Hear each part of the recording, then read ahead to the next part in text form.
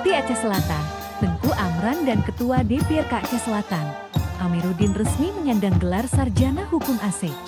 Keduanya bersama 145 mahasiswa Sekolah Tinggi Agama Islam STOI Tapak Tuan tahun akademik 2022 sampai 2023 lainnya sudah diwisuda pada acara yang berlangsung di Gedung Rumo Agam Tapak Tuan, Sabtu, 5 Agustus 2023. Prosesi wisuda juga dihadiri oleh pejabat Gubernur Aceh diwakili oleh Kepala BPSDM Aceh, Syahridin S. PD, M.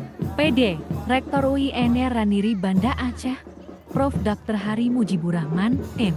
Ket, Forkopimda Aceh Selatan dan Kakanwil Kemenak Aceh.